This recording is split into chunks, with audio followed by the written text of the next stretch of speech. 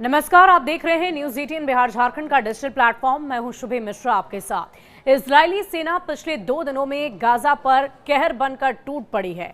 Israeli हमले में केवल शनिवार और रविवार के हमले में ही 250 से ज्यादा लोगों की जान जा चुकी है। रविवार की पूरी रात इजरायली सेना ने गाजा में तबाही मचाकर रख दी और इस हवाई हमले में केवल एक दिन में 140 से ज्यादा लोगों की मौत बताई जा रही है। जानकारों का ये कहना है कि पिछले 2 महीने में गाजा पर इजराइल का ये सबसे बड़ा हमला रहा और इससे पहले 18 मार्च को इजराइल के हमले में 400 से ज्यादा लोगों की मौत हो गई थी और बीते 4 दिनों से गाजा पट्टी में इजराइल ने अपने हमले तेज कर दिए हैं। महज 4 दिन में ही लगभग 400 लोग मारे जा चुके हैं और हजारों लोगों के जख्मी होने की खबर है। गाजा पर इजराइल के इस हमले को ऑपरेशन गिद्दॉन चैरियट से जोड़कर देखा जा रहा है। इजराइल ने गाजा पर कंट्रोल के लिए 5 मई को गिद्दॉन चैरियट्स मिलिट्री ऑपरेशन की शुरुआत की और इजराइल का यह कहना है कि वो तब तक अपना ऑपरेशन जारी रखेगा जब तक हमास खत्म नहीं हो जाता। यानी ये मानकर चलिए कि अब इजराइल आर पार के मूड में है। जब से नेतन्याहू ने हमास को खत्म करने की कसम खाई, ये हमले लगातार हो रहे हैं और ऐसा लगता है कि जब तक हमास पूरी तरह से खत्म नहीं हो जाएगा, ये ऑपरेशन बदस्तूर जारी रहेगा। इजराइल ने अभी 2 महीने पहले मार्च 2025 में गाजा के अंदर फूड और फ्यूल सप्लाई रोकने का निर्णय लिया था।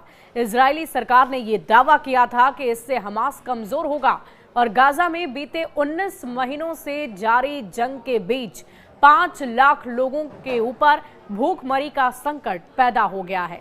गाजा के हालात पर 12 मई को संयुक्त राष्ट्र ने एक रिपोर्ट पेश की थी और रिपोर्ट के अनुसार अगर इजराइल पाबंदियों को नहीं हटाता है तो गाजा में हर 5 में से एक व्यक्ति भूखमरी की चपेट में आ सकता है। साथ ही 21 लाख लोगों को अकाल का सामना करना पड़ सकता है। अक्टूबर 2023 में शुरू हुए इजराइल हमास संघर्ष में अब तक 61,000 से ज्यादा लोग मारे जा चुके हैं, जिनकी जान जा चुकी है और इस जंग का कोई और छोर ही समझ नहीं आ रहा है कि आखिर इस पर कब अंत लगेगा। यूएन के वर्ल्ड फूड प्रोग्राम ने कहा है कि उनके पास खाने का स्टॉक खत्म हो गया। ज्यादातर बेकरी और दान से चलने वाले किचन बंद हो चुके हैं और इस इलाके को आबादी को खिलाने के लिए जरूरी भोजन इजराइल, मिस्र और जॉर्डन के गोदामों में पड़े हुए हैं। ये गोदाम गाजा से महज 40 किलोमीटर की दूरी पर है और गाजा में WFP के गोदाम खाली हैं और एजेंसी अब 10 लाख लोगों को भोजन मुहैया कराने के बजाय सिर्फ और सिर्फ 2 लाख लोगों के लिए ही भोजन बना पा रही है। इससे आप अंदाजा लगा सकते हैं कि स्थिति कितनी भयावह हो गई है।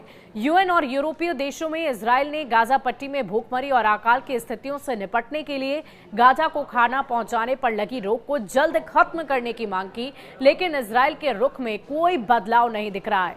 अगर इजराइल ने सैन्य कार्रवाई बढ़ाई तो ज्यादातर लोगों को खाना, पानी, घर और दवाई तक नहीं मिलेगी।